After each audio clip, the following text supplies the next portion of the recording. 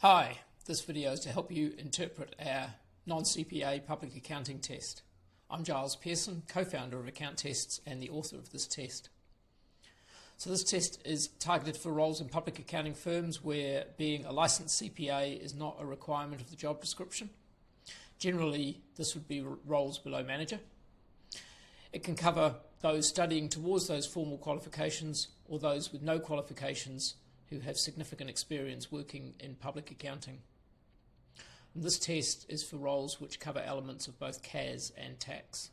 Looking at the report, you can see at the top right hand side is the order number, and that's the order number you'll need for any time you want to look up a test in our testing portal. At the bottom of the first page you can see the time taken.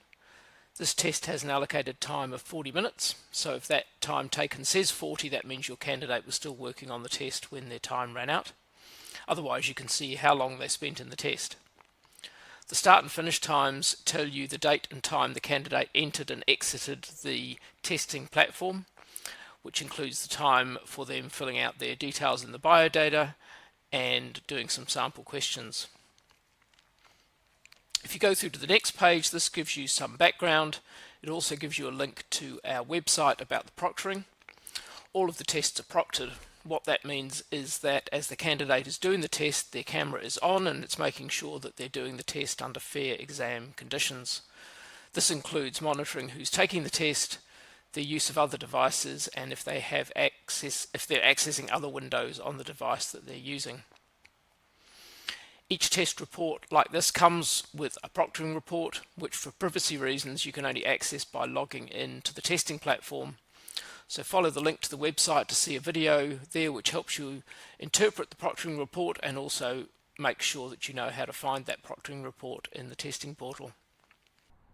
If we go through to the next page, this is the most important. So at the top of the page you'll see the bell curve. This is where you can see how your candidate did compared to our norm group. When we developed this test, what we did was get a whole lot of appropriately qualified accountants to go through the question set to create a norm group, and then you're able to see how your candidate did compared to that norm group. How do they stack up against their peers when looking to see whether they've got the technical knowledge that you need? The top of the bell curve is the 50th percentile, so at that level half their peers have a better technical ability than the candidate and half have less. At the 75th percentile, the candidate is better than 75% of their peers or of the norm group, and so on. Because there's always some variety in the seniority of a job that you're advertising, you'll need to make a judgment as to how high a candidate's technical knowledge needs to be to justify keeping them in the hiring process. Taking on a candidate whose skills are less than you might prefer might mean you need to consider what training or mentoring the candidate might initially need. At the bottom of the page are the raw scores. This is how the candidate did when answering the 40 questions in the test. The raw score is compared to the norm group raw scores, and that's how we came up with the percentiles for the bell curve. The test is generally quite hard, so the raw scores reflect that, which is why the percentile score is the most important one for comparing the candidate against their peers. In the raw scores section, the green bar is the questions they got correct, the red bar is the ones they got wrong, and the grey bar is the questions they didn't answer. We use the raw scores for all the analysis in the rest of the report.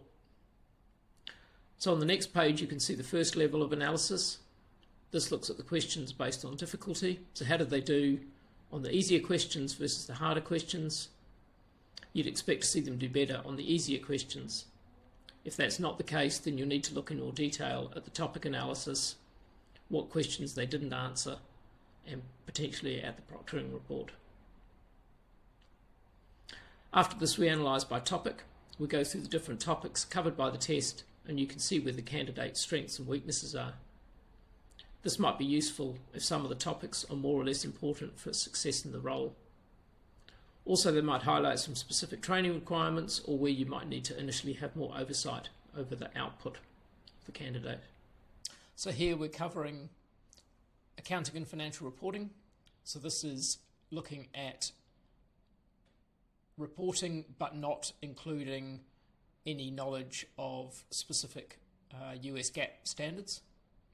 Business advisory, So this is the information that business owners are looking for with insights from the financials. Double entry accounting is the debits and credits, so this is making sure that the candidate has an intuitive understanding of those basics of double entry accounting. And then tax, which covers both federal income tax and some generic sales tax questions. On the next page we go through question by question. So what was the question about? Which topic was it in? Did the candidate get it right or wrong? And if there is a grey circle, that means that they didn't answer the question. If you see a lot of omitted questions, that normally means the candidate's run out of time. And what that in turn means is the material was probably too hard for them. They were struggling, so typically you'll see a candidate that runs out of time. They also do relatively poorly on the test. For a candidate who's confident in the material, 40 minutes is long enough to comfortably answer all the questions. The last page gives you some hints about interpretation, which is pretty much what we're doing here, and our contact details. So if you ever have any questions on a test report you've got in front of you, or anything else you want to ask, don't hesitate to get in contact with us at help@accounttests.com. Thanks for watching this video.